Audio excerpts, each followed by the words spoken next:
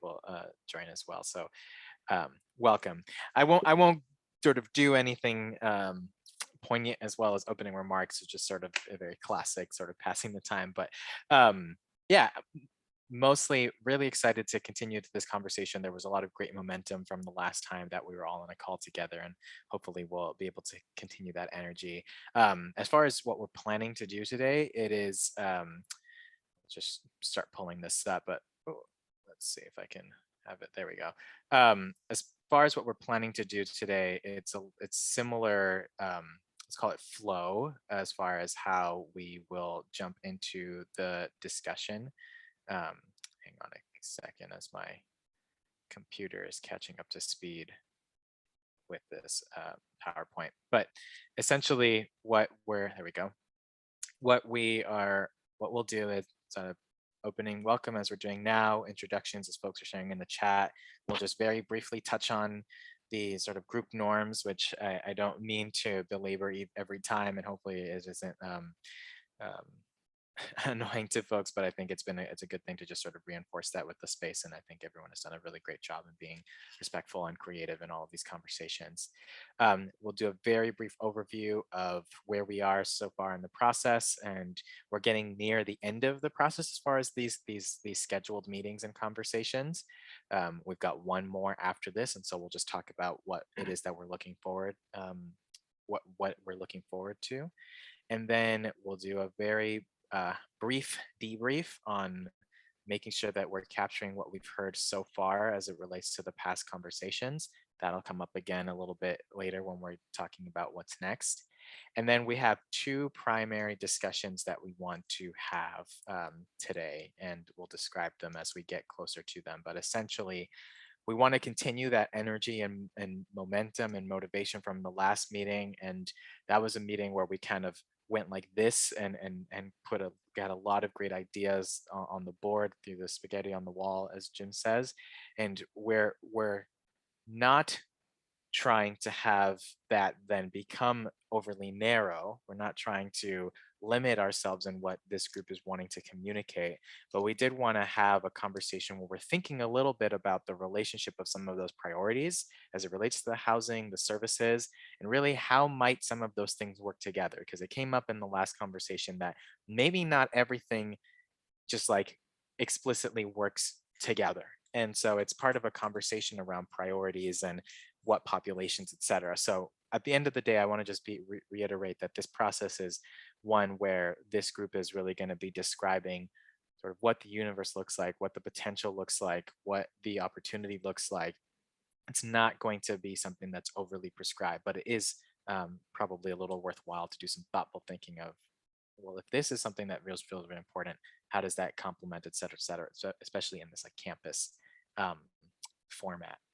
And then we will have a brief conversation around operational costs. Operational costs are the last component to what the legislature is looking for, is around thinking about how to make this work essentially from a cost perspective, and particularly for providers that may have some insights around these different areas of what this campus could look like, just having a good understanding of that. And we'll share a little bit about what we already know or what we've already heard to do that. And then we'll wrap up with what's coming up next. So that's our agenda.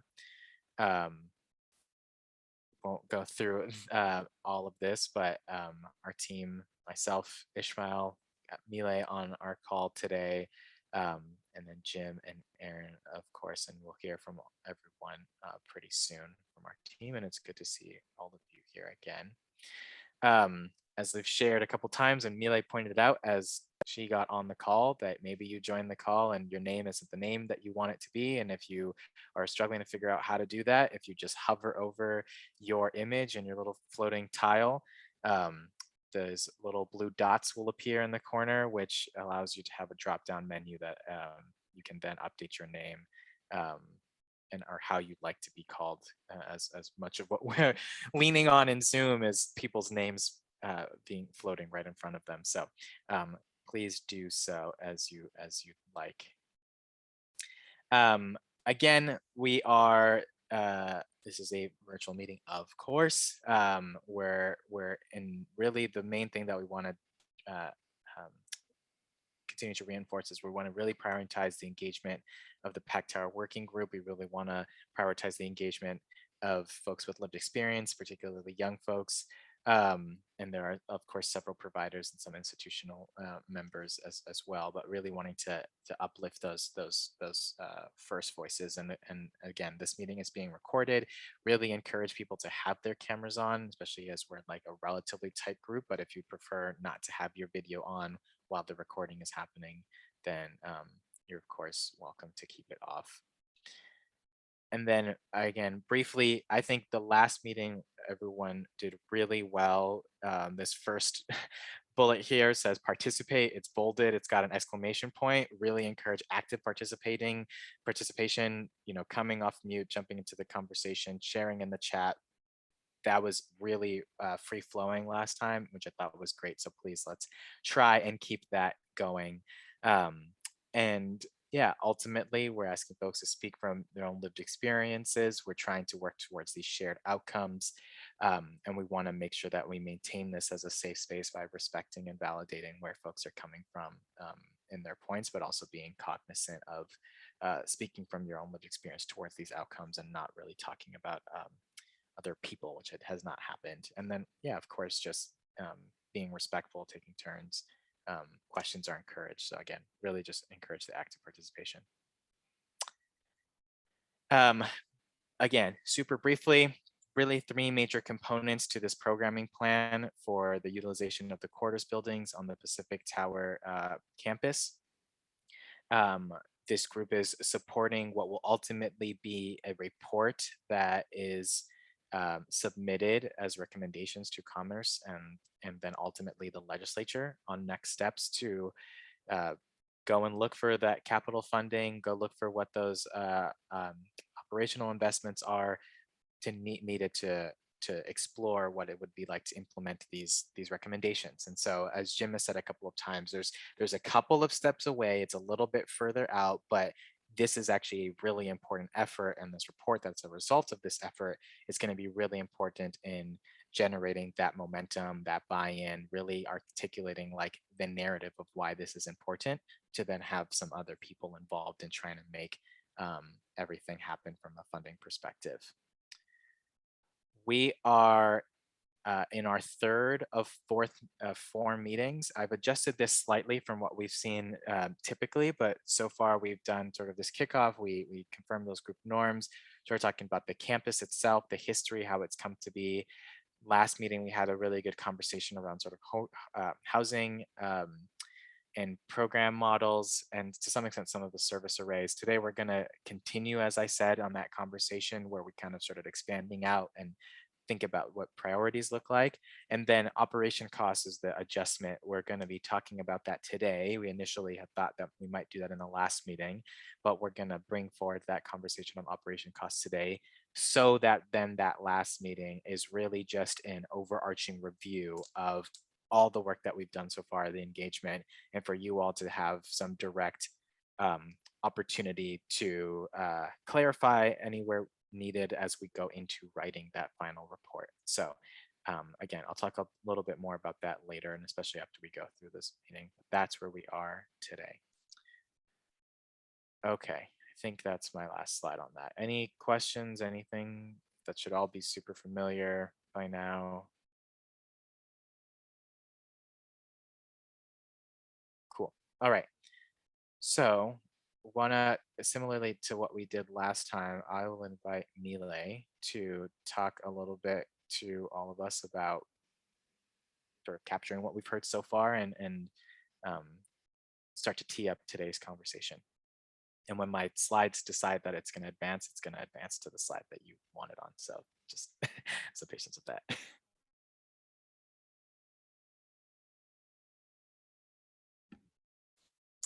Yeah, so I'll be talking about just the reflections that we've had from the last meeting. So as Ishmael meant perfect, as he mentioned, it was really talking about the housing program models. So I don't know if y'all remember of doing the mural, but it was really identifying the system, the gaps, needs, and opportunities. So essentially there's three buckets that we talked about. So the residential housing, really talking about the 20, is it 24/7 staffed? Is it partially staffed? Depending on the needs.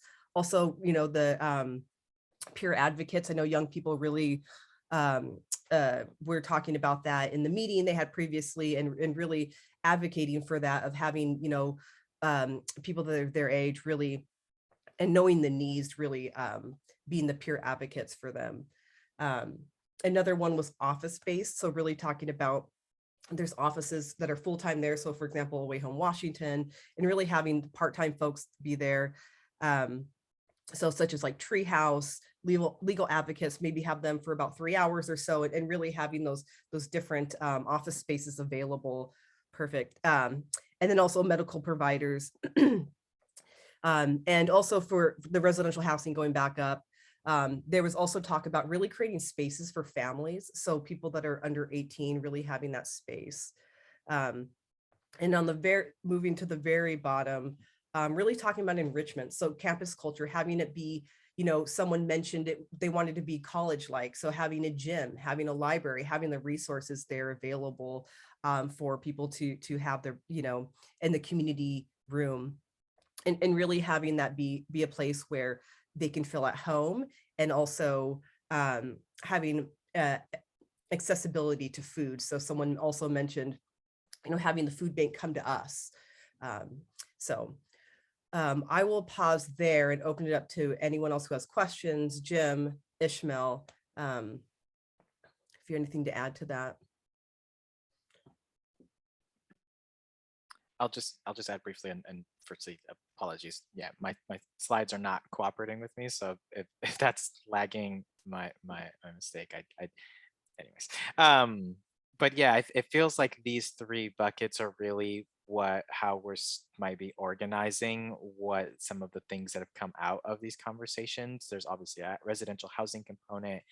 There's like this office space, whether it's shared or permanent, as Milay said, and then really trying to encourage the conversation around sort of enrichment. And there were a ton of great ideas on that. And um, so yeah, that's gonna tee up, because we ultimately want to talk about how do these things work together. If as we're starting to think a little bit about what feels most important or where our priorities are, how do these elements work together so that the campus and these buildings 3 through 10, are occupied and programmed in a way that can service a particular need and fill some of those gaps. So um, Jim, if you want to add anything else, of anyone else from our call from last week that wants to um, underscore if what we're hearing is so far correct and reflective, or if there's anything else I want to add.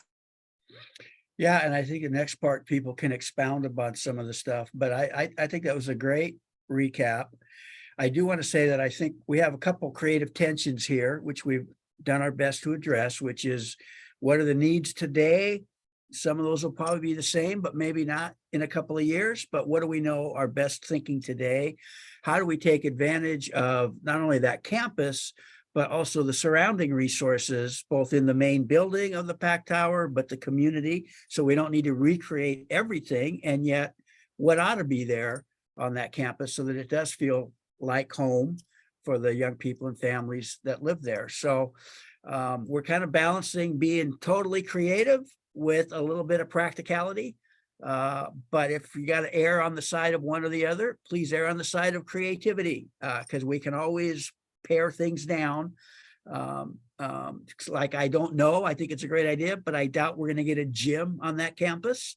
But we might have a community general purpose room where you can do artwork and have peer meetings and et cetera, et cetera. So,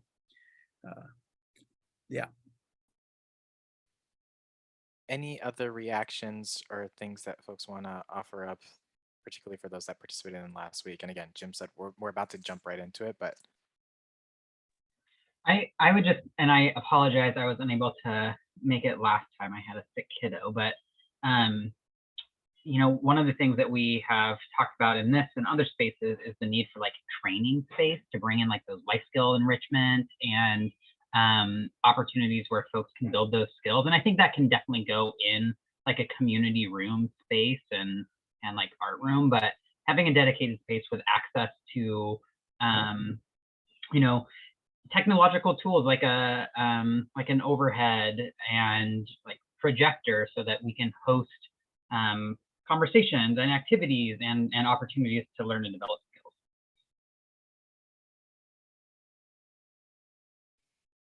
Thank you, Aaron. Yes, I think that's a great addition. I just realized, I thought maybe I'll just do this for a second just to really bring us back. I know there's like these these screenshots, but especially for folks that missed that last meeting.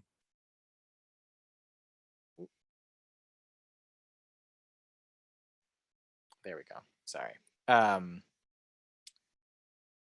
This is maybe a familiar image from what we talked about the last meeting. So yeah, some of those things, for example, that you were talking about, Aaron, I just wanted to point out, there's one here, sort of workforce development, employment readiness. And so yeah, this is pretty raw from what we folks remember from the last meeting, but a ton of really great ideas. And I thought I would just flash this quickly because we're about Yeah, to start to get great. into that. So hopefully Thank that's you. helpful and jogging for other people. And this is the detail of the high level that Milay just captured. So with that said, let's come back over here. I really want to echo and underscore what Jim just stated, that we're trying to balance the creativity with a little bit of practicality.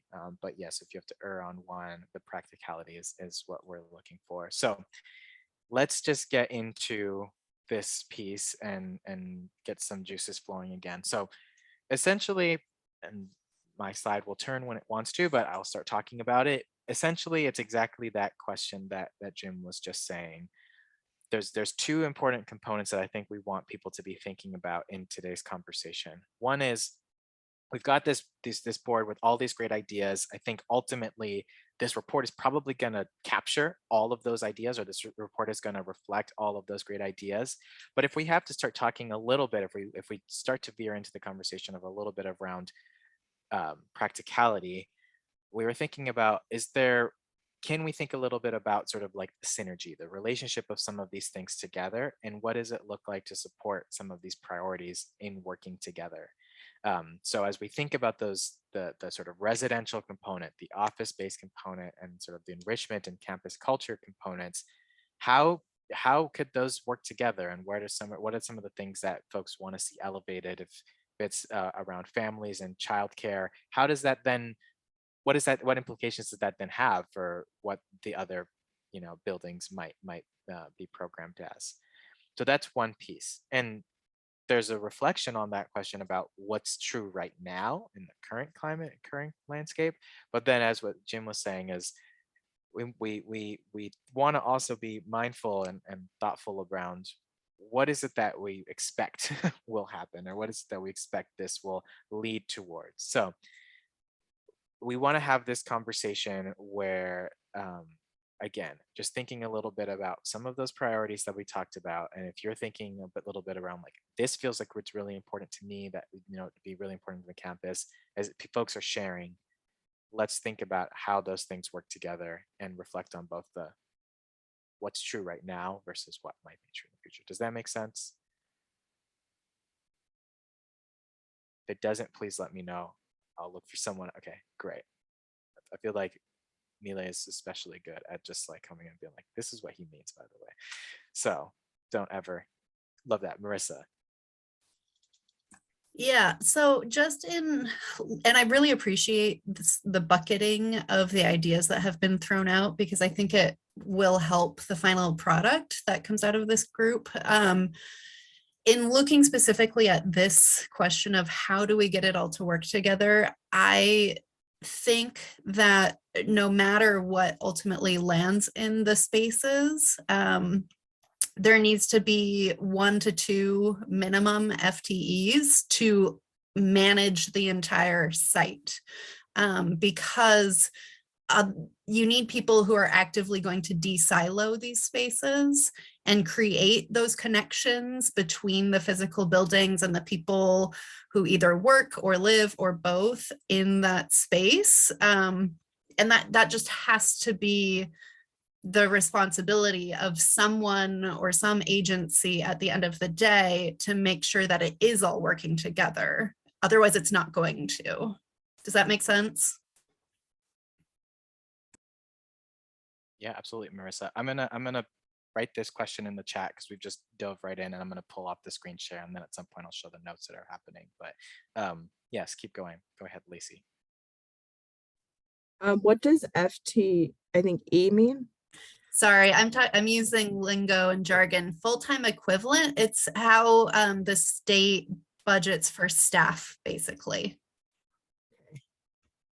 I agree with that. Just having a position that's actually full-time, because what the position I'm doing, how we were talking about potentially having like peer advocates of some sort there. When we created, me and my landlord / program director, whatever, she wears several hats. When we sat down and created the job description, it was essentially a volunteer position, and then things got added on and she's eventually paying me, but there was no real, like, I think essentially I'm only getting paid like 50 a month. So I should only be spending 2 or 3 hours a month on it, but I end up doing a lot more than that. And so, yeah, just making sure that those are clear. And so that peer is making sure that their time is getting, or whoever it is getting paid correctly, and for their time, they're not overworking themselves, because this field, you can get really caught up. And then also just giving them support so that they can support the residents. So yeah, that's a great point.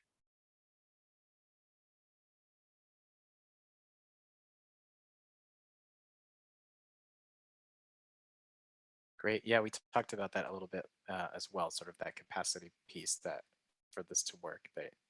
And I love the reflection, Emily, of like, this is something where people can burn out.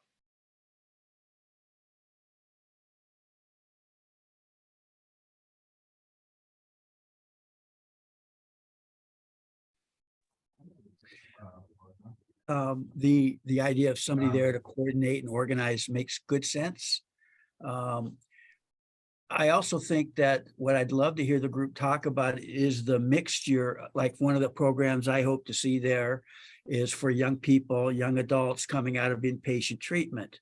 And how does that mix? And and I hope some of the young people speak up, because they talked about this at our meeting yesterday about the different levels of housing, but for me also the different acuity levels. Like, is this a place for someone who's in dire crisis? Or the program I'm promoting would be they went inpatient and hopefully the edge is off that crisis. They may or may not still need some level of support, but they're coming in and kind of invested in stabilizing and recovery, et cetera, et cetera. So I think that's an interesting thing that could impact the array of services, is what level of acuity do we see?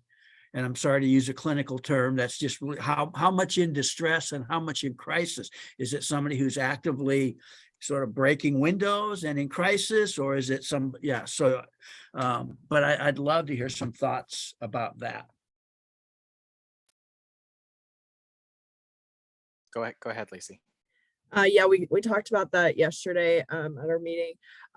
One of the things was possible training, different types of training in what to do, who to call, having that support connection for the people that are working there, the peers, and making sure they get the right training for what do you do in a mental health crisis? What do you do with an overdose, or who to call. And also we were talking about making it a clean and sober living too, especially for people who are getting out of, that are in recovery, struggling with their own recovery. I think that in my experience, it's been hard being in recovery myself, in some of the transitional housings I've been in, with people using or drinking around me. So I think that would be good. And then, like, we were just kind of talking about how would we have the individuals separate from like the families, like how would we would we make more of the families more like kind of like a community house kind of thing. I've been in some of those, and it really helped if I had to like go take a shower, and then another mom could watch my daughter for like 20 minutes, and just having that support mom to mom connection, and the kids get to play together and stuff like that. No, that's perfect. Can I ask you a follow-up question, Lacey? Is that okay? When you talked about the sober living part, were you thinking like the entire, all the programs, or like specific programs? I guess, are you thinking specific programs or all of them? Possibly all of them. I mean, I know that, you know, people do need medication such as Suboxone or whatever. I mean, I think in my opinion that's safe, but just, you know, blatantly like partying or, you know, smoking weed outside, you could smell it, you know, I think it'll also give everyone like the ambition to live a sober life. Perfect. Thank you for that clarification. I just wanted to make sure that I was capturing it. Oh, Marissa. Emily can go. I've already talked. Sorry, I started to talk and then I like choked on air. I was just gonna talk on the levels because that Jim, just adding to Lacey said, like it would be in I know I keep bringing it up, but in the youth and young adult apartment complex I live in, they're all just apartments, completely permanent stable housing. Like it's got its own kitchen and all that, and some youth were not ready for like an entire apartment to themselves. So maybe like having the option of like one, the autonomy, and also the options of like where their situation is at, yeah, their capacity, but also like just the circumstances of their situation. Are they ready for all of that, or do they want something that's more like less to handle? And that I think that would be helpful as well. Sure. Yeah, thank you for that, Emily. Marissa, and then I think we can go to Daniel, who's in chat as well. And I was just typing in chat, so I will say this out loud. I would like to sort of tease out the sober living item a bit more. And I say that because we see in the population that we serve a lot of need for different stable housing arrangements that are low barrier, and recovery looks different for everyone. And so I wonder if there may, and I certainly understand the challenge, right, of being in that space and trying to maintain your own recovery if someone is not at the same level. But and also if there were like very small minors, that would definitely be concerning. So I wonder if maybe it's approaching what happens on the campus space itself to create maybe some space that is, and try to take a harm reduction approach for who is on there, because I also wouldn't want someone to be penalized in their housing arrangement if, you know, they have a setback of some kind. I hope that makes sense. Yeah, thank you, Marissa. So what you're really saying is it's just taking, as you said, a harm reduction approach of kind of meeting people where they're at, of maybe they're in a certain place today, but eventually try to get them to another level of sobriety, or making sure that it's low barrier. Right. Thank you for that. We will take Daniel. You had a question about crisis prevention, and then Lacey.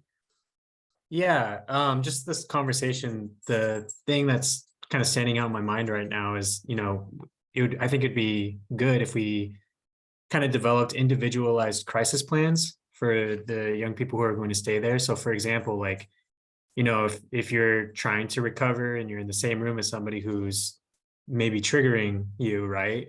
Maybe you already have a plan set in stone, like, oh, if I'm feeling triggered, maybe I'll call up this staff person or this other person in recovery, and we can go into a safe place together, right? And then that kind of, and then with that, you know, you don't have to penalize the person. You don't even have to say who it is that's triggering you, right? But you at least have that plan in place, so you don't resort to like kind of relapsing or breaking windows like Jim was saying. So yeah, and I don't know, former foster youth, so that was really helpful to me. Like when I was in care, like my social workers would work out crisis plans with me, and if I was triggered, that, you know, that's how you kind of prevented escalation. So that's kind of like what's sticking out to me. Perfect. Thank you. And what you're talking about is really sitting down with someone, a social worker, and creating something. So you identifying the triggers, kind of identifying what that looks like, and then maintaining anonymity with the folks that are possibly triggering you, and working with a staff and or a social worker or a peer to really do the steps within the crisis prevention plan. Yeah, and I think it can be really simple too, because I'm assuming that, you know, if somebody enters a program at the quarters buildings, that somebody's welcoming them, right? Like, hey, welcome to this program, blah, blah, blah. Well, at that point, that person could sit down like, well, let's make a crisis plan together, right? So it could be simple like that. Let's see. Thank you. So we'll do Lacey and then Jim. It looks like you also have your hand up. Yeah, I love all your ideas. They're so good for crisis plan. And I didn't even think of like that low barrier thing. I'm glad you put that out there. You know, getting another perspective. And I totally agree. You know, I don't want that to be a barrier, definitely, for housing. And you know, relapse happens. And it would be better if you know, it would be like anonymity, because you know, I've been there before too with relapse, and I've been kicked out of program, and I don't think that was fair. And I don't want that to happen to someone else.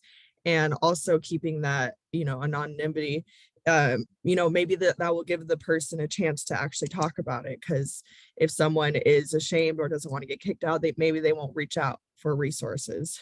And also we had talked about yesterday about if, let's say, an individual is in like a housing community thing, and they want to get their own individual apartment, you know, they could work towards this and be like, hey, I think I'm ready to step up and go into independent. And there's always room for moving people around if they want to be. The place I'm at right now, you can't move different apartments. So I'm stuck in this one. And also for moms, if they have another children, maybe getting a bigger apartment. I think that'd be good. Or if there was an issue with your neighbor, to be able to move. And also, you know, if they want to be independent, but they don't really want to be by themselves, like having another person be like, hey, I'll be your roommate, and having two roommates both agree and move to an apartment. Perfect. Thank you, Lacey. One, thank you for your feedback on the low barrier housing around sobriety. And then also what I just heard was around allowing young people to really decide where they feel they are, and what level they are at, and whether, you know, who they live with, and really having that flexibility around their needs of living as far as levels and placement. Placement as in like who lives with them. And then we'll go Jim and then Emily. Yeah, thank you. And I'm hoping Emily will talk more about the different levels. But I want to say thank you for this conversation around the creative tension between sobriety, living, and low barrier. And I think as I think about the report, I think what's helpful about this conversation is, rather than dictating, we will just rather say, whoever does this, this is an important issue for you to figure out with residents and all of that, that this is so I really appreciate that conversation. And I think what Lacey just said, and I hope what Emily can expound on, is that housing model, that maybe I live with 3 or 4 people to begin with and have a shared kitchen and bathroom, etc. But then as time goes on, I might be ready for something different. And this is where I hand it over to Emily, who really was the one yesterday to bring this concept to life. So thank you. Thank you, Jim. Thanks, Lacey, as well, for bringing that, because I totally just like, my brain was like, so I was like not thinking straight at all. I wanted to bring up something else, just that about Pfeiffer House has like a harm reduction approach. I forgot to mention they do It's where I think it's about 30 feet radius. There are no substances on the property allowed, including alcoholic, for even those that are over 21. You can go to a bar and come back drunk. You just can't do it here or there. And so that's the policy there. It's since I moved in a year and a half ago, there has been no problems that I'm aware of. So that's, but you know, I'm sure there will be eventually. And so that's just one thing I wanted to speak on, so that people can still come home, but as long as they're not disturbing others, or the property. And then to speak on the levels, where was I? Along with the circumstances and then like autonomy of their capacity, confidence in sobriety could probably play a really big part into whether or not they're ready or not for whatever placement. It could play a really huge part in that. And so basically, I think I started talking about the levels yesterday because I was thinking of someone specifically that moved in that was, full disclosure, they were living in a tent for a year. And then all of a sudden they had this apartment with a full apartment, laundry facilities, parking, just like they had to take trash out every week, like kitchen, all of that. And it was just overwhelming. And ultimately it took a really long time for them to like adjust. And so just like, that's where the levels came in, where maybe, like Lacey said, you start off in like more of a dormitory style, potentially Oxford style house. But you know, of course, you not 2.0, definitely edited and made our own. And then maybe then you go to 3 or then 2, and then you can, you know, when you're ready, you can have maybe a tiny home and live alone, or just like a smaller apartment space where it's not you don't have the kitchen. It's just like about your own bathroom and stuff. The kitchen was the biggest problem for people because cooking and like just not knowing what to do with money and stuff. So yeah, just like having, yeah, exactly, fluidity, just having that, like when they're ready, being able to have those options ready and levels ready, and just making it totally like their autonomy. I mean, of course, if someone's obviously not ready for their own apartment, there could be some like, okay, well, are we sure we're ready for that? You know, like this is the supports we could give in this living situation versus this. But yeah, I don't know if I'm missing anything, Jim, on what you wanted me to mention.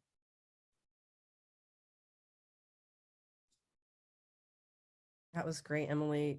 Thank you so much for that feedback. We're gonna go Mayana, Bridget, and then John. Hello. So I just had, sorry, I have a baby in my car, so if he starts screaming, I apologize. But I just had a couple points I wanted to bring up. This is sort of unrelated to what we were talking about, but just going back to Jim's point of just like people coming in from like inpatient care, whether it's substance abuse or, you know, mental health inpatient care or whatever. And yeah, I just something we talked about in yesterday's meeting was just having like peer support as, I guess, like the primary, maybe that's the word, I think, but like the primary people that you would go to, but then also having like licensed mental health professionals that can kind of support those peer supporters in cases of like extreme crisis, or like something happens that they don't know what to do, or like, you know, just stuff like that. And then, you know, having the opportunity for the peer support to be able to connect the person struggling to that licensed mental health professional. So just having that option, I think we talked about that a little bit already, but just wanting to put it out there is a really important point. Just because, like, I know, at least for me, maybe this is just a me thing, but going straight to a licensed mental health professional can be really intimidating, especially, you know, if you've had bad experiences with inpatient care.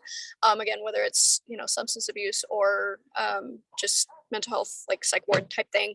I know for me, like it can be a good thing because you know that they're like licensed and they know what they're doing, but it can also be intimidating because it can sometimes feel like, with a lot of them, not all of them, but with a lot of people, it can feel like they're like kind of connecting with you, as in like not like face to face, but kind of, I think Emily put it yesterday in our meeting, just like not face to face level, but they're kind of like looking down on you, and it's like a power thing. It can kind of feel like that. So just having that peer support as like the primary option I think is a really good thing and a really good option. And then there was another thing that I was going to mention and I don't remember what it was, but I will raise my hand again if it comes back to me. Perfect. Thanks so much, Mariana. And it looks like Emily's also shaking her head. So we're gonna and again, yes, if you have any more comments, please raise your hand. We will definitely love to hear anything that you have to say. So we'll do Bridget, John, and then Marissa. It looks like you have something in the chat. So we'll have you go after John. And just wanting to speak, we're using a lot of words that would be used to describe a college campus as this campus. And just to speak to Emily and Lacey, both bringing up the levels, sort of the progression of housing interventions and levels that they can move through perhaps. And I can remember hearing about a lot of colleges and universities are mandating that freshmen have to live on campus and not giving that choice. And I was somewhat cynical when I first heard it, thinking, what is this, like they just want the money for the housing piece? But after speaking to some people who were administrators in colleges and universities, the success rate is much higher for those who start out living in that community on campus in dorms than those that go off to college and are living on their own. And I think there's a lot to be said about that developmentally. I think for young people, and again, these are general, these are not specific, they're always outliers. But generally speaking, what I've heard from young people that moved from our under 18 shelter right into like a permanent supportive apartment, their number one complaint was they were lonely. They didn't know what to do. And I think being surrounded by peers is absolutely, for 18, 19-year-olds, absolutely integral to their development. And I would definitely be an advocate for creating some sort of a system where there's a progression. You can start out sort of in a communal and then progress through and end up in your own individual space.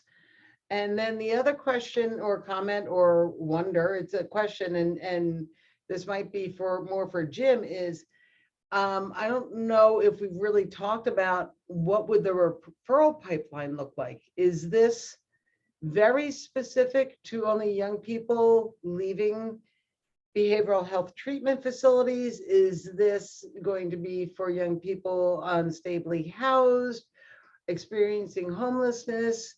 How would young people get referred into this program? And I don't know if you have an answer for that or if that's an answer you're looking for as well. I'll just jump in real quick and say all of the above. Okay. This is not limited to young people coming out of inpatient. In fact, we might hear from Taku's got his hand up. He may speak to some. So I think it's, minors all the way through 25. That's the beauty and the complexity of it. So, and the referrals, I think that'll be ongoing work around making sure that there's a marketing campaign, and that whatever agencies ultimately are hosting the program, they're participating in referrals, et cetera, et cetera. So yeah. I just didn't know if the plan was to go through like the coordinated entry system, or Right. try and set up some other sort of mechanism for young people to be able to enroll in the program. So I'll say what I've said before. I think if you would put that, thank you for raising that. That's the voice of an experienced provider. I'm going to capture it in the notes. And if you have a recommendation, you can take the question mark off the end and make it a recommendation. But you've at least raised an important issue that needs to be considered, similar to the low barrier versus sobriety kind of dynamic. Thank you, Bridget. Okay. Thank you, Bridget. So we'll do John and then Marissa.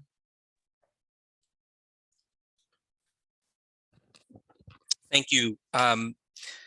There are a lot of examples of campus-like settings where there's a continuum. My mother lives in a community that is everything from independent living as a senior to skilled nursing to hospice. Like they really have thought about this idea that there's, if you move into this community, you become part of this community, that the community's there for you as you travel, because nothing is static, right? And things are not linear, so they don't always go in one direction. Sometimes it goes up and down. And so this idea of movement in terms of where people have needs or what they need is something that is being done in different settings, not exactly this. But as I think about what is unique about our setting, about the way that our buildings are set up, the way the campus presents, you know, a really beautiful narrative that could be had is that it's from crisis through prevention. Youth homelessness, there is a crisis portion, there's definitely a prevention portion. And if within this space we could create that continuum, then I think it becomes really novel. It's a really, it really leverages what a campus can do with separate buildings. So you can have different levels in different buildings. You could, you know, they don't have to all be programmed the same way, I guess is what I'm thinking. And the idea that there's a continuum so that people can come in and be a part of a community, even if it's in crisis or even if it's out of crisis and moving toward prevention and transition out, I think there's a great possibility. Great. Thank you so much, John. Really appreciate that, talking about that continuum. We'll do Marissa, and then we'll do a little bit of recap and have more of discussion. Marissa? Yeah, so I put a comment in the chat about thinking about another tool based on Emily's comment about the knowing what to do about garbage, right? And I think I want to frame it in sort of a strength-based setting people up for success. Like how, like maybe it's a successful transition plan, right? Along the lines of John's comments on the continuum. Like I feel like the more, and I had a really great session this morning for virtual conference that talked about shifting from addressing problems to creating space for possibility, because that creates hope, right? And so if this is going to be a place for hope, what sorts of tools can we really put in place to set people up for success during these different stages? Got it. Thank you so much. Really, maybe like a livability toolkit or success plan. Perfect. Thank you. Really coming like from that word. strength base. I was gonna just jump in, and I don't want to really disrupt the flow too much, but I just wanted to sort of capture and sort of reiterate some of the things we're talking about, and then go to the other hands, and then I want to pose another question. But so far, this like there's this a couple of like really strong things that are coming out of this conversation. Obviously, this like the campus is responsive to needs across a continuum, which I think is actually a really thoughtful way to not ultimately, lack of a better word, sort of pigeonhole in the like target populations piece of this, where it's understanding that there are needs at all these different levels. And so how can the campus sort of cycle people through these different levels, and that being kind of part of the goal and the aim. The other thing that was coming up really strongly is the other thing that's coming up really strongly is the sort of capacity and tools support, and that sort of a first point of contact is like this peer relationship, whether it's peers in some of the ways that, for example, Emily has talked about, or something else, but then having the opportunity and resources for some professionals, whether that's licensed mental health professionals, et cetera, which also really ties into this notion of like, it's like you were saying, John, you're like coming into a community. Some of the other things specifically, as well as thinking about sort of that continuum populations and levels, is sort of that, for example, sobriety as being one of them. I added this like bucket called structures, which is kind of just like this, like maybe it's like we can think of like expectations or structures of like the campus is promoting harm reduction. You know, you allow this flexibility and this fluidity. And so anyhow, I've hopefully it's been intuitive, but this are some of the buckets based on what we've talked about, what some of those things are that support priorities working together.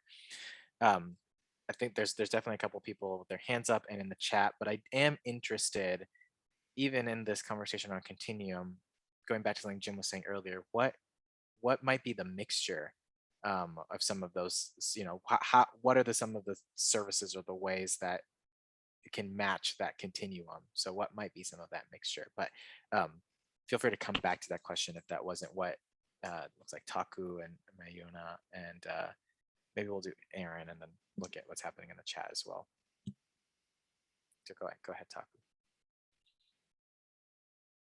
I don't want to skip ahead and cut in if I somebody don't was. No, I think you were next, and then we'll as we go to Mayona, I know that you're writing things in the chat, so we'll try and link those two things together. Okay, thank you. I think in terms of what I see and what DCYF has been kind of envisioning for this campus is very much what John said, and you all have been talking about in terms of creating the continuum of care on convenient centralized location that this PAC center is. And what I kind of envision is similar to what we know about the Family Resource Center. Family, whatever the needs they have, they come and they start their journey there. And I'm thinking this to be more like adolescents or the youth and young adults resource center. They come in, there's a continuum there, but starting with basically a needs assessment. What is the needs? What are the particular needs of this young people to be successful, not just housing, but to be well?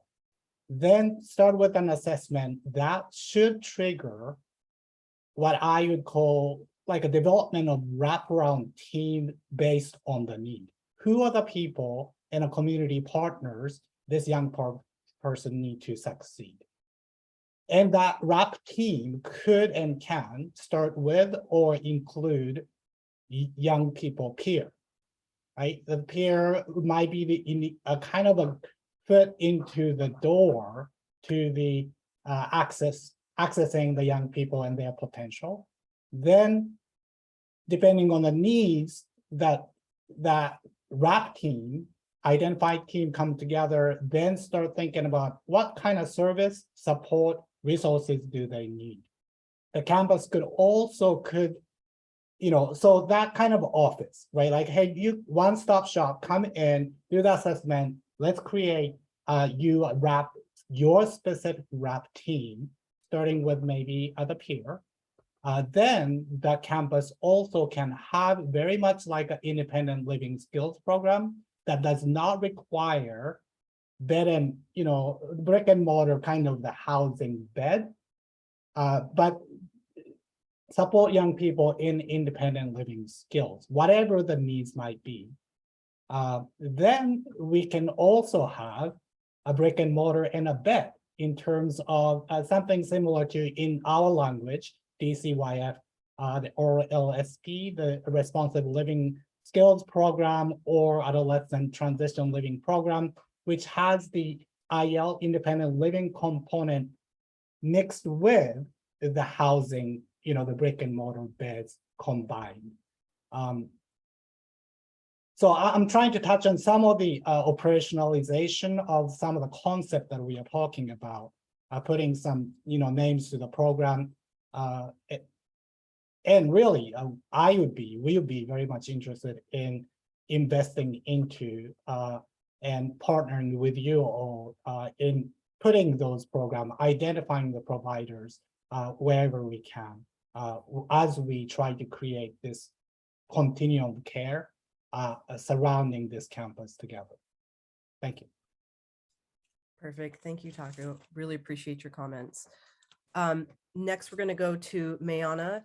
If you want to maybe read some of, provide any feedback you want, and if you want to read from the chat, I know you put a couple of questions in there. Take as much space as you need to ask your questions and provide any recommendations. Yeah, thank you. So yeah, I basically already just wrote in chat everything that I was thinking, but just I guess I was just wondering what other people's thoughts would be on if someone was doing like really well and they were kind of like, I don't know how to phrase it, but like moving up on the levels of housing and being like more independent or whatever, but then like for whatever reason they have a relapse or just they're doing really bad mentally all of a sudden or whatever, or because of certain circumstances in their life, would that person just have like the option to like move back down to like a more community-based housing, or would they like have access to have a roommate, but just for like that temporary time, for like that increased support, and then they would just like stay where they are in housing? And I guess like what I'm personally thinking is just kind of having the options for doing whatever they feel is best for them personally, and not just having like a straight, I guess like rigid rule for like everyone to follow. Just because like healing processes are so different and so complex for everyone. So just kind of having the options for like, I guess, doing what they feel is best for them, which like we've been talking about anyway. So I wasn't really worried that like it would be a rigid rule or anything. But yeah, that was kind of my opinion. I was just seeing what other people would think on that, just because I don't know like if there's probably other options that I'm not thinking of, but I just think that's something that's important to consider as well. Just coming from a person who's like struggled with mental health my whole life, and like sometimes I'll be doing really great and I'll have a lot more capacity to like function well, but then other times I just won't be, and I need that support, but like I won't want to just completely like, I don't know, like go back to like where I was before when I was doing bad either. So like with like my circumstances or whatever. So yeah, I don't know. Thank you, Mayana. And we can, I know that Emily's next, and we can open that up. And really it sounds like there was a recommendation. I'm not gonna like jump it, but maybe to allow more flexibility and mobility within the various levels. So thank you for that, Mayana. Yes. Yeah. Perfect. Thank you. Emily, if you want to go ahead and unmute. Hey, I'm so sorry for in advance because I've been like keeping track of what everyone's saying and what I wanted to like respond to. So I'm responding to like several different things, but I'm hoping everyone will keep. So Marissa said something, but Marissa had to leave. Just about the tool on like helping people like learn how to be tenants and all that. Two different things on that. I currently check in as the RA hat with each household one-on-one. And if there's more than one person that's over 18, or even like within the teenage years, I would meet with them as well if they wanted to, if they had specific goals, but it's basically helping them with that type of stuff. Another thing that I'm doing with my OLICAP youth caseworker hat on is I've noticed that a lot of that is coming up professionally as well. So like creating a workshop for those in our community on like, this is how you find an ID. This is how you sign up for food stamps, that, and like essentially being a tenant would be a workshop itself. And so that's two things for that. Regarding coordinated entry, whether it would be needed just as a experience of Fiber House, you don't necessarily need to coordinated entry to get into Fiber House. You need a referral. You can self-refer, but that would mean you'd have to figure out where to get funding. So if you need funding assistance, that's where the organizations come in, and that's where coordinated entry would come in. So 9 times out of 10, yes, it is. We haven't had any self-referred people coming to Piper. It's been all from our agency and other agencies, just like referring to the landlord, who then with a priority assessment tool, and especially if there's more than one up for one apartment, it would be whoever is in most danger or higher up in the priority, because they're in the vulnerability index, but we don't use that anymore. We use a specific youth scoring assessment tool, because that one is not the vulnerability index is not the most pleasant. And then talking to what Mayana said, I agree with you. I don't think that if someone has a setback, they should be like demoted or be literally set back physically in their housing, because that's not incorporating any hope or like dusting themselves off, and getting back up. So I agree with you on that. And I think one thing I did forget to mention was that the organizations like WorkGroup, that would also where you would get like the rental utilities assistance, case management, and other community support such as food, laundry, gas vouchers. The RA position helps with like routine building, process learning, the executive functioning that tasks take. And that's pretty much it. That is all. Thank you. Oh, check-ins would get I think the only thing is if I were to have someone who was struggling with setbacks in their sobriety, I would just give them the option of checking in more frequently, and I would just check in with them, like message them, hey, thinking about you, like just like making sure they're not alone and if they want to talk. But that's pretty much all I could do. And I do want to stress one more time that the youth engagement team would be chosen by the youth, autonomy, not just chosen for them. Thank you. Perfect. Thank you so much, Emily, for that. And really talking about the livability toolkit as far as having workshops and classes and like how do folks get, referred, and then really having young people choose their engagement team. I think that's really great. Thank you for sharing that. Aaron, if you want to go ahead and unmute. Yeah, thank you. Sorry, I had a bit of a change in scenery here. It's a little louder out here, so apologies. But I just wanted to add to that from a higher ed perspective. One thing that I've seen really successful is really framing, programs and opportunities like this as a living learning community, and shifting it from like a programmatic functionality to like we're all part of the same community. And it just changes the energy a little bit. And then to respond to kind of that kind of component around like a continuum, I think often what gets lost is like what's next, right? So we want folks to be able to engage and grow and build their capacity, but then what comes next and what supports follow folks. And so obviously at youth care, like part of my role is to support folks with navigating towards permanent housing and through kind of our community's permanent supportive housing. But that's kind of where folks meet some walls and often drop anchor because there's no way to carry that support. And so I think if we could also think about looping in like our housing authorities of like, is there next step vouchers, and how do we utilize other resources that then support folks making those jumps out of these programs into additional independence, I think is a critical thing. And then the last that I had too was really coming back to the idea of low barrier.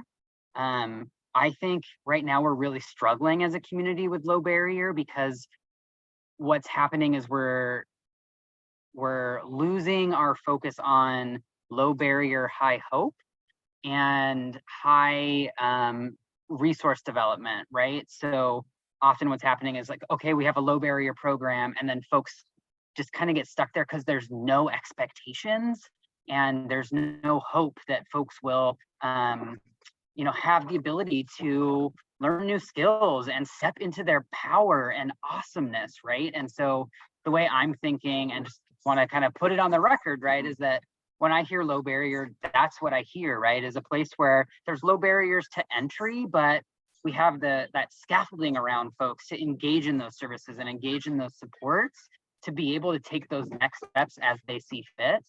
But not a low barrier program where folks come in and again, just drop anchored because there's no expectations or no hope or trust in folks that they'll be able to navigate. Perfect. Thank you so much, Aaron. So what I heard is really having a living and learning community that nothing is wrong. We all learn and continue to learn. Also having the continuum piece of maybe incorporating housing authorities or other entities that can really help with that next step, whether you want to call it transition or just a new level of independence, to really have that piece of like, okay, you're not going to be here forever. Like if you do want that next piece, how do we get there? There's like a ton of vouchers out right now that are 18 to 36 month vouchers that completely cover rent for that time period. And if we could help folks build those skills so that as they're ready for independence, and I apologize, I forgot who shared it, but you know, we see the same thing of folks who are like, I'm incredibly lonely in this space by myself for the first time. But as folks, you know, build that community and build that safety net, and then they're ready to step into that kind of on their own, and have that secondary and tertiary supports and community outside of their housing space, that they have the resources and support to be able to do that financially. Something what you're saying, Aaron, that's making well, something I'm thinking of that from what you're saying, Aaron, which I think that's a really good and nuanced point. Is it also I think supports the way in which this campus, as folks have some kind of talked about as a hub, and ultimately towards sort of a statewide solution, because you can have housing authorities across the state support that. So part of that, like progression towards independent living and autonomy, is someone might be at this campus in Seattle, but ultimately have their ambitions and wishes to be somewhere else, and working with sort of that connection to to housing authorities across the state, where some of those next step vouchers that folks can say, my next step is Spokane, for example, and for whatever reason. So I thought that was an interesting way to also make that connection that I think has been I wouldn't say it's a struggle, but it's an important thing that we don't want to overlook. Okay, Aaron, and then I want to do a little bit of recap, and then want to make sure that we do have a little bit of time to talk about the other part of what we want to talk about today on costs. Thanks, and sorry for the repetitive Aaron back to back. I just wanted to add, as we're talking about this, it reminds me to just think about what legal barriers exist to low barrier and other kind of progression. So again, the lens that I have is like the legal services things, like does someone need a record sealed? Are there outstanding legal financial obligations or fines and fees that could prevent them from either accessing certain housing programs? But if they're progressing along this continuum and they're moving on, like, could there be an additional thing that could prevent that progression? I know there's a lot of errands today, sorry. So those are the things that come to mind, everything from eviction records that could pop up that they don't know about, credit and debt records that could kind of continue to haunt folks, that's just a part of the process as folks move along the continuum. Yeah, and I know that we talked about it, and it might have been you as well, Aaron, in that last meeting around some, like, for example, legal services. And I think this is all tying to like what Taku was saying around sort of like having a strong understanding of those different levels of needs, and then what some of those like packages or teams are available, where some of those things, for example, might be what's most appropriate as folks are progressing through. Well, great. I think this has been really good. I'll also look to you, Jim. I'm mindful of time and want to make sure that we have time to get to the cost modeling piece before we wrap up. But is there anything else that, I mean, hopefully this has been clear, and people have been seeing the note taking happening live. So if there's something else that we want to talk about on this piece, or Jim, if you have any other sort of outstanding questions that feel like want to be surfaced, let's do that here before we transition. No, I think it's been a great discussion. I'm good with moving forward if others are.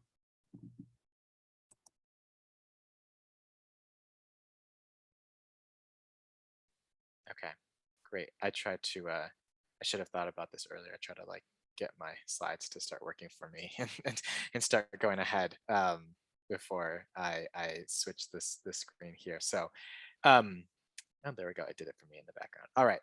So this is wonderful. And actually, I'll share this. I'll just share this right now. But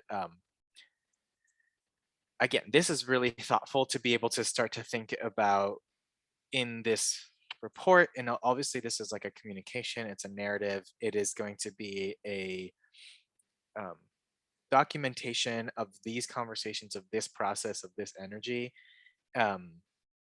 And again, like I thought today's conversation unfolded really well as well, that didn't lead to something that ultimately was like, this should be this and this and this only. So there's a large amount of ideas that generated in the last meeting of like what could be support on the campus, but then this is a really good conversation of how priorities can work together. And so I think hopefully this will ultimately be really beneficial and useful instead of those legislative conversations around having people buy into supporting the exploration of this. The last piece that we wanted to spend a little bit of time here on is, there we go. There's the button. Last piece that we want to spend a little bit of time on here was, again, a component of this is around operation costs, and I don't want to be limiting in my perhaps assumption that some providers might have a good intuit into this, but it sounds like other folks that have talked about, for example, from the peer perspective, have a good intuit into this as well. Is to just learn a little bit about what are some of the cost implications, and you know, we've talked a little bit around, okay, for this 24/7 housing that is or is not staffed. Again, a lot of folks talking about sort of this peer model with also maybe some people that are sort of professional. The like services, clinics, again, we're just talking about legal advocacy, whatever else is on the campus, and whether they are like permanently there or cycling through as shared spaces. And then some of the things that we've talked about as far as making some of these enrichment or campus culture things happen. So for example, like if folks are familiar with something like a community kitchen being run out of a space like this, like what does that look like and what does that take? So Jim, I wonder if you might want to also help tee up this conversation as well with sharing a little bit about what you've heard so far, what we know a little bit around cost implications for operations of these different levels.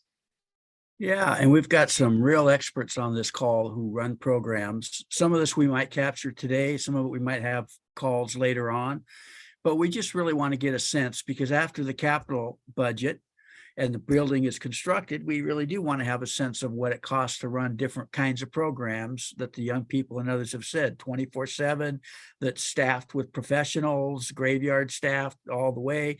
And then I'm following on the other end of the continuum, where you might have young people living independently, semi-independently, and have a peer or a resident advocate, as Emily calls it.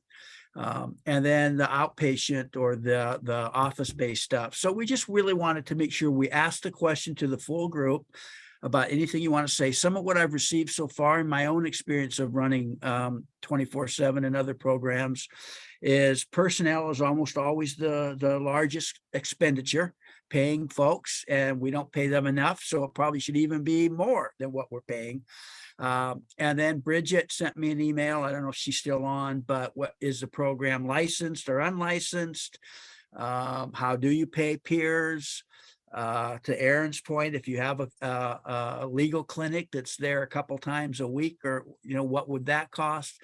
So, you know, if you have some specific numbers, that's awesome. If you just have things for us to think about as we're talking about cost models, that would be great.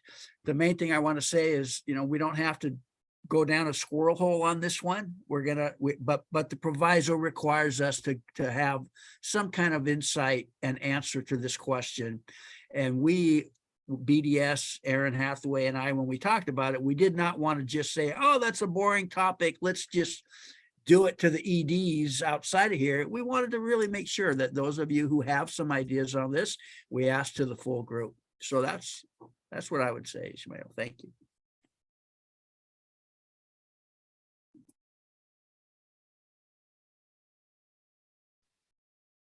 Perfect. I won't add anything else then, other than, yeah, again, as we've done so far in this meeting, feel free to unmute or share in the chat if you've got questions or thoughts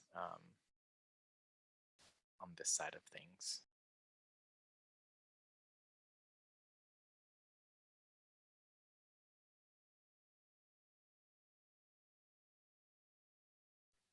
Last thing. It's also helpful if you also want to share and say, like, I have no idea. That's not really my wheelhouse. I don't have a thought about it. It's also Taku, I wonder if I could put you on the spot, because you have such a big job with all the adolescent contracts.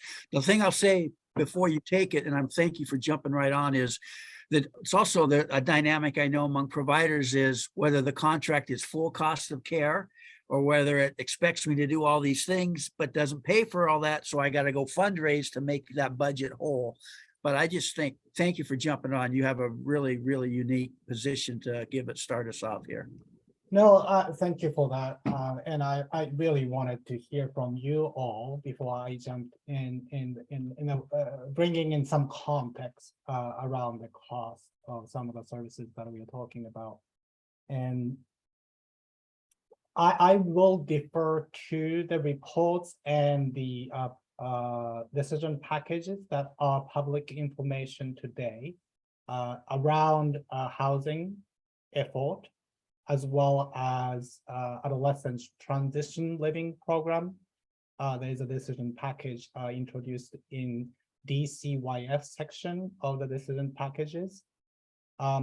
I also want to share with you, we are in progress about how much should we be really requesting the governor's office to include in the initial budget, a governor's budget in a way of the DCYF budget request DP decision package for independent living skills programs, as well as we are looking at many other services related to adolescent services that the jury is not out yet. We've been doing intentional co-designing, asking providers, asking young people, young adults, the user of the services and support, as well as those who are closest to the work, about the cost. What do you need in order to make this a meaningful program, and how much then should it cost? I would certainly need to go back to and vet with our fiscal unit, which has some of the equation, the models for those services that we have historically provided. Where we struggle is when we have not had those services to compare to in terms of what are the range of the services, the costs associated with those services. So in summary, I guess, in terms of the independent living services, more to come. We have a report required to be submitted to the legislature by end of this year, which has a placeholder within our decision package. So the specific amount has not been listed in a publicly posted decision package from DCYF at this point in time for independent living service, but that more will come. ATLP, the Adolescent Transition Living Program, is in the placement continuum decision package. There is a separate housing support decision package from DCYF that you can look at in the public website through OFM, or Office of Financial Management. I wanted to throw in one more thing, though, that I've shared the word, the Responsible Skills Living Program, or LSP. We know that the rate that we pay currently, DCYF pay for that, is outdated. And also what's outdated is the eligibility criteria that is stipulated in the Revised Codes of Washington, RCW, also known as the HOPES Act, that requires us, or that limit us in eligibility who can participate in the RLSP. And we are currently looking at potentially revising, or suggest legislature to revise that HOPE Act. That was, Jim, it was instituted in 1999, I believe. So it is a revision there. Sorry for the long-winded and not specific answer, but I again, defer to the DPs that are posted in OFM website, more to come on IL services. I'm just going to jump into offline, Taku. I probably will ask for some time to see what do you pay for, what's the highest rate of foster care, just to get some numbers, group care, that sort of thing, so that we can at least base that against what private yeah, providers essentially. yeah, I'll do yeah. that offline. And, Thank you. and also you can look at the provider site within a DCYF website. All of those BRS and all those rates are posted and as a Great. public information. Thank you, Taku. There was a question in the chat from Daniel that I want to go to first, and then I see Matt's hand. Daniel's question, I'll read it out, and then if you have anything else to add, feel free to do so. But Daniel said, how are costs usually calculated?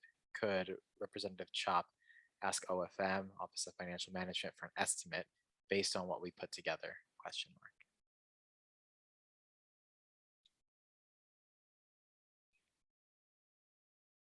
I think you got it. Yeah, that's pretty much it. I read your words. Yeah, Jim, any reactions or thoughts? Well, I think Representative Chop could probably put in a proviso or something what he thinks something should cost. And Taku again, or Matt, if he's on from OHY, I think mostly that stuff is done by OFM, who does a fiscal note on a particular product. And then that's how it gets in the budget.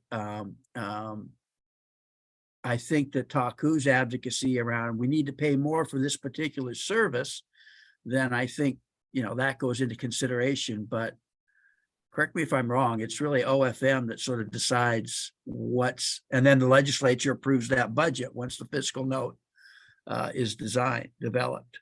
I guess, yeah, that's my question. Like, we kind of have a wish list of what we want the quarters buildings to look like as far as like, a continuum of care of all that kind of stuff.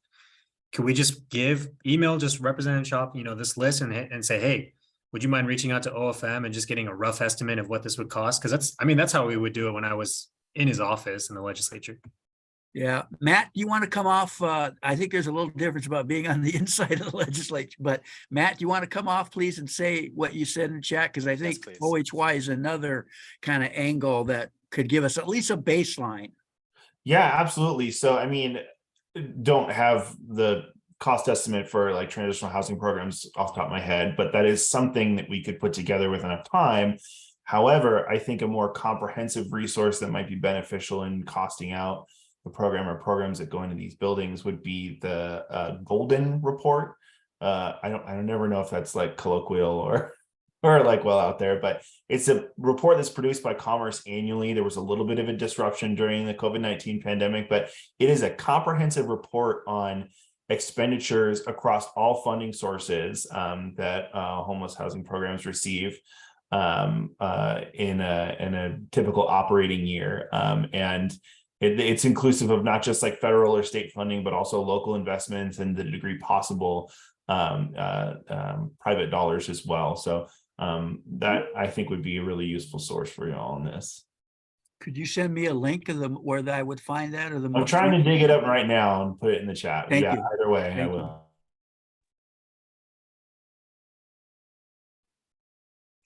Thanks, Matt. Taku, go ahead. Yeah, I think there's a couple way to approach this, and I really like what Daniel is suggesting. It is hard though to come up with the cost estimate when we don't really have a services lined up or the panned out. You can't just go to OFM and say,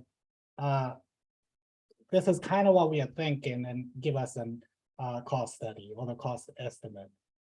They or any fiscal team will need specifics around the services and support that you are envisioning in the way of the statement of work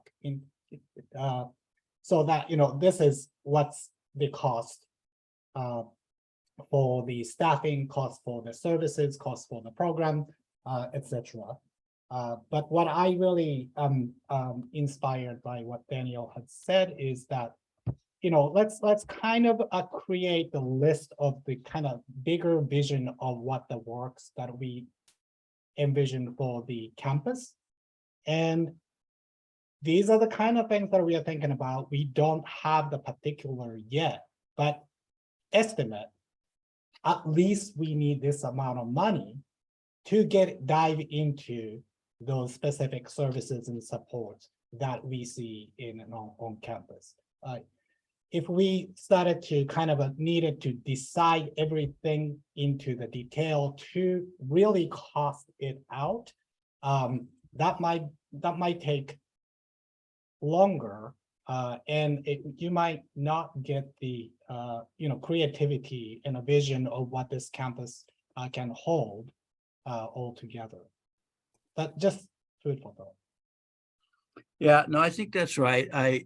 And also just be realistic, the building probably won't be operational for minimum 1, maybe 3 years. So I'm sure costs have increased by then, but we want something.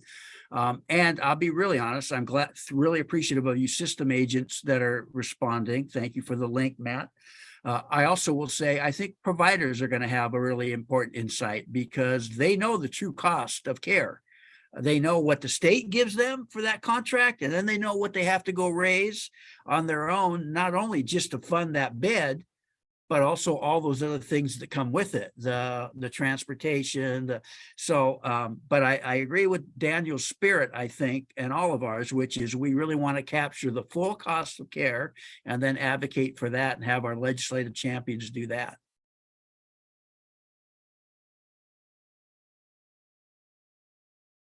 I put this in the chat, but maybe just to expand on what you were saying, Jim, maybe we could reach out to youth care for like initial like estimates if we want to reach out to providers. Yeah, youth care's here on the call. So that's a great idea. We've done that. And then that's why we got Bridget from Spokane, because we want a statewide sort of perspective. It's different and we've got some rural folks, but yeah, good idea. And I'm happy to follow up with y'all. And one thing that I've just been thinking about, because we have a lot of like MOUs with youth care and others, right?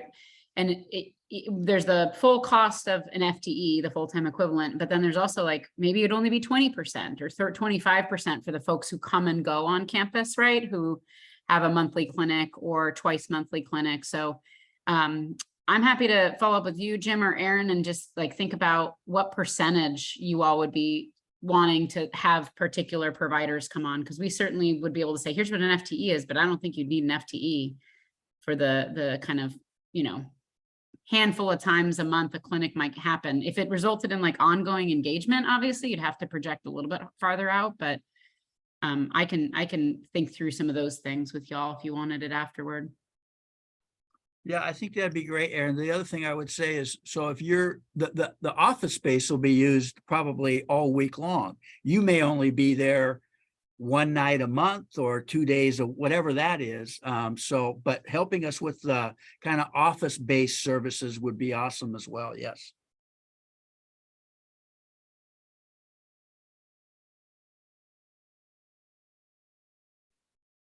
I was going to say, I love Daniel.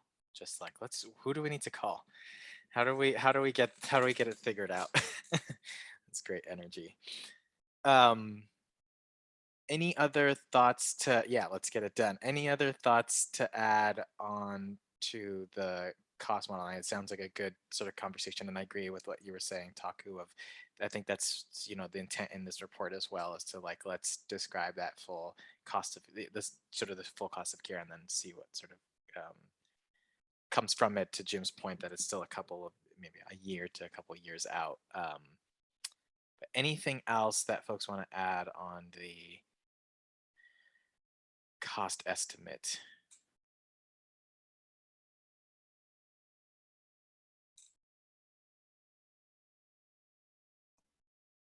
I'm really over talking here, but I think the other cost that we want to take into mind is, if we're going to have peers, what's it cost to really support them well? And maybe even someone said this, a learning living community. So what if I come in, but 6 months or a year later, I want to be a peer? And so how do we have a training ground where we're moving folks forward and supporting them for personal and professional growth? Yeah. Good point. Okay. If folks are okay with it, I think we'll move to wrapping up for today. I think we came with the intent to have these two big conversations, and feel like we did a pretty good job in going through them. So I'll just briefly chat about this, what's next, and then if there's any final words before we wrap up. But as we've been describing a couple of places here already, these meetings have been able to contribute towards a really clear like description and articulation of like what are the gaps and needs and in sort of the system across the state for youth and young people, and then have also been able to describe sort of a range, a broad spectrum of what are things that could be helpful, what are things that could be valuable to fit and be responsive to those gaps and needs. And then today we took it a little bit further to say, then how do you sort of tie some of these things together? What are some of the structures that need to be in place? What are some of the sort of combinations or the expectations that need to be in place? Some of like the overarching philosophies, but then also some questions around like capacity and personnel and staffing, tools, et cetera, that need to be in place to be able to support all of these different ideas. And so, and then finally a little bit of the conversation around, okay, and then how much does all of this cost? That is going to be what this report is. We will have one more hold on our calendars for a meeting on October 27th, which we hope that we'll use. It'll probably be a relatively short meeting to just come back to everyone and say, here's sort of the like big buckets, big sections of what we've talked about so far in this group and how it's gonna be represented in the report.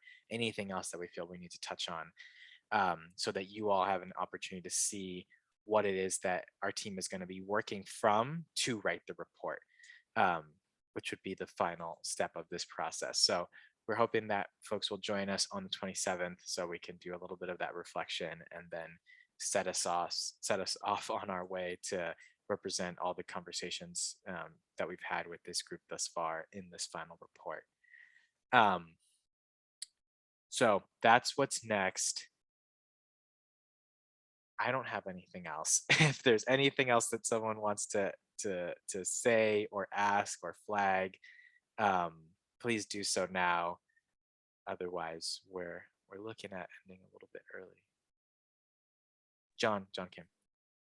I just want to say thank you to everyone who's contributing to this conversation. As the steward of the property, there is no better thing than for us to imagine how this valuable asset can be used in a creative way to really improve opportunities for youth.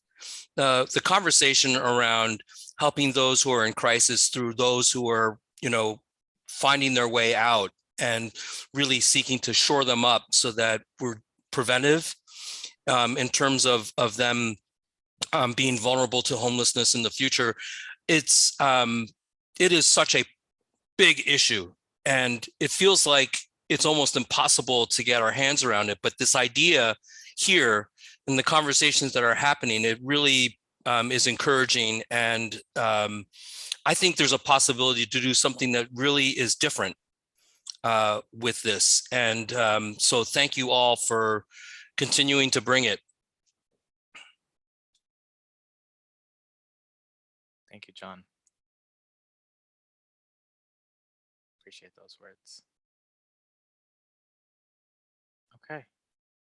Well, thanks everyone. We've got one more of these and hopefully we'll do right by you all and we can wrap up our time together today. So appreciate you all for your time. I sent messages, but if the North Star Advocates, Aaron, Jim, Milay, if we could just do a little quick debrief and touch points before we wrap up, that would be great. But otherwise, yeah, everyone, you're free to go. We're adjourned. Thank you all so much for our conversation today. Thank you so much. Thank you. Thank Go you. team.